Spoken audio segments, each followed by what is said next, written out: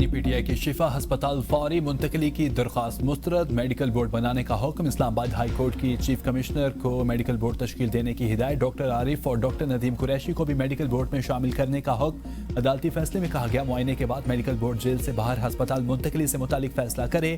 Jail rules کے مطابق قیدی کی فیملی کو آگاہ کرنا ضروری ہے۔ ڈاکٹر ندیم قریشی فیملی کے ساتھ رابطے میں رہیں۔ دوران سماعت جسٹس ارباب طاہر نے وکیل درخواست گزار سے کہا کہ ہم نے گوگل بھی کیا تھا، ڈاکٹر ندیم قریشی بہترین ریٹینا اسپیشلسٹ ہیں، آپ ان کو شفا انٹرنیشنل ہسپتال منتقل کر کے ٹیسٹ کر لیں، ہم یہ نہیں کہیں گے کہ اتنے دن رکھیں، اتنا وقت رکھیں، یہ تسلیم شدہ ہے، ایشو ہے اور علاج ہو رہا ہے، اگر کل کچھ ہو گیا تو کیا آپ ذمہ داری لیں گے؟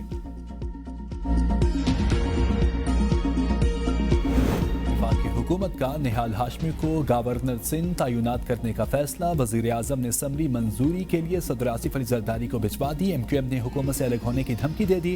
متحدہ رہنما فاروق ستار کا کہنا ہے کہ وفاق نے گورنر سندھ کی تبدیلی پر اعتماد میں نہیں لیا، گورنر سندھ کی تبدیلی کا علم ذرائع ابلاغ سے ہوا، تبدیلی کے لیے مشورہ کیا جاتا، ہمیں فی الفور وفاقی حکومت سے باہر آ جانا چاہیے، پارٹی کو ایسے یک طرفہ فیصلے کے بعد حکومت میں رہنے کا کوئی جواز نہیں۔ سندھ حکومت نے حکومتی فیصلے کی تائید کر دی۔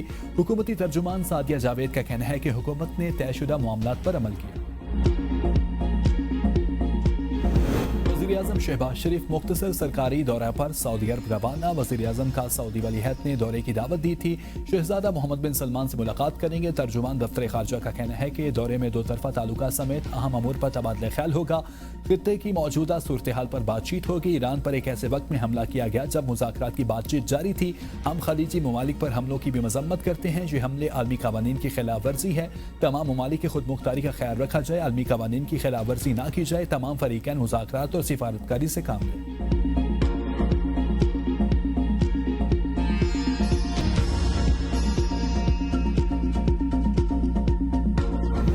حکومت نے پیٹرولیم مصنوعات کی قیمتوں میں پھر اضافے کا عندیہ دے دیا، قیمتوں میں رد و بدل کا اعلان کل کیا جائے گا۔ وزیر خزانہ محمد اورنگزیب نے کہا ہے کہ عالمی مارکیٹ میں پیٹرولیم مصنوعات کی قیمتیں بڑھ رہی ہیں۔ مشرق وسطی جنگ کے پاکستانی معیشت پر اثرات کو دیکھا جا رہا ہے، جنگ طویل ہوئی تو بیرونی ادائیگیوں پر دباؤ بڑھے گا، اس جنگ کی وجہ سے ترسیلات زر متاثر ہو سکتی ہیں۔ وزیر پیٹرولیم علی پرویز ملک کا کہنا ہے پیٹرولیم مصنوعات کی اوسط قیمتوں کی بنیاد پر نئی قیمتوں کا تعین ہوگا، فی الحال کچھ نہیں کہا جا سکتا کہ پیٹرول مہنگا ہوگا یا نہیں۔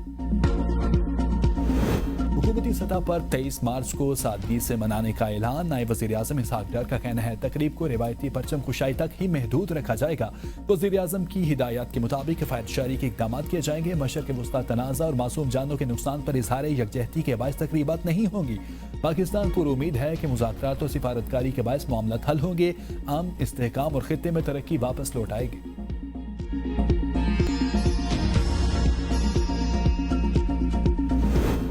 ہرمز نیا محاذ جنگ، مشرق وسطی کی صورتحال مزید کشیدہ، ایران کے غیر ملکی بحری جہازوں پر حملے جاری، متحدہ عرب امارات اور عراق کی سمندری حدود میں 2 غیر ملکی آئل ٹینکرز پر حملہ، عملے کا ایک رکن ہلاک، 24 افراد کو بچا لیا گیا۔ عراقی حکام کے مطابق بارود سے بھری کشتیوں نے 2 ٹینکرز کو نشانہ بنایا۔ متحدہ عرب امارات کے قریب کنٹینر شپ پر حملہ، جبل علی کے شمال میں 35 نوٹیکل میل دور جہاز میں آگ لگ گئی، جہاز کے عملے کو بچا لیا گیا۔ ایران نے اپنا ہرمز سے گزرنے والے جہازوں کے لیے اجازت نامہ لازمی قرار دے دیا۔ ایرانی naval chief rear admiral Ali Raza تقسری کا کہنا ہے کہ اپنا ہرمز سے بغیر اجازت کسی جہاز کو گزرنے کی اجازت نہیں دی جائے گی، محفوظ راستے کے بیانات کھوکھلے ہیں، تیل کی قیمتوں کو مصنوعی طریقے سے کم نہیں کیا جا سکے گا، اپنا ہرمز سے ایک بوند تیل باہر نہیں جائے گا، $200 فی بیرل کی توقع رکھی جائے، اسرائیل، امریکہ اور اتحادیوں کے جہاز ہدف بنائے۔ عمان کی سلالہ پورٹ پر حملے سے تیل کے ذخیرے میں آگ لگ گئی، ایران نے حملے میں ملوث ہونے کی تردید کر دی، کہا کہ عمان میں تیل کی تنصیبات پر حملہ علاقائی تناؤ بڑھانے کی سازش ہے، بعض اوقات امریکہ اور اسرائیل اشتعال انگیز اقدامات کرتے ہیں۔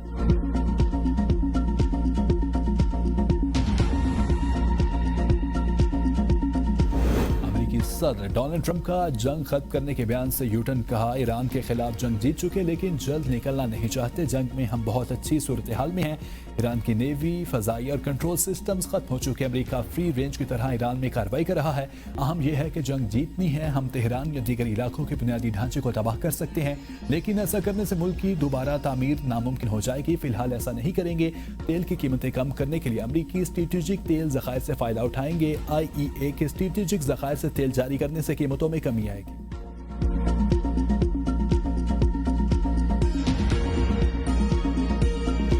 گوشہ 2 کیس میں بانی پی ٹی آئی اور بشرا بی بی کی اپیلز پر تاخیر کا اعتراض مسترد، درخواست منظور۔ اسلام آباد ہائی کورٹ نے رجسٹرار آفس کے اعتراضات دور کرنے کے لیے اپیلز پر نمبر لگانے کا حکم دے دیا۔ بانی کے وکیل بیرسٹر سلمان صفدر نے دلائل میں کہا، اعتراض ختم کرنے کی درخواست میں نے بھوجل کے ساتھ دائر کی، اب میں اس معاملے پر عدالت کے ساتھ گھٹنے ٹیک دیے۔ جسٹس خادم حسین سومرو نے ریمارکس دیے، آپ گھٹنے نہ ٹیکیں، 21 سال ہم بھی اس طرف کھڑے رہے ہیں، اپیل میں وکیل کو وکالت نامے کی ضرورت نہیں پڑتی۔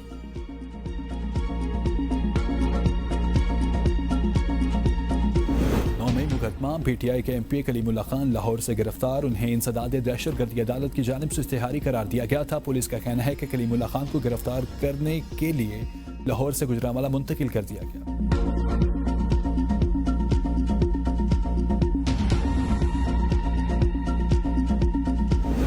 سانحہ گل پلازا کراچی، فائر آفیسر توفیق احمد نے جوڈیشل کمیشن کے روبرو بیان قلم بند کرا دیا۔ فائر آفیسر نے بتایا، ہمارے پاس 3 سنارکل تھیں، ایک واٹر باؤزر موجود رہتا ہے، جو پہلی گاڑی وہاں گئی اس میں پانی موجود تھا۔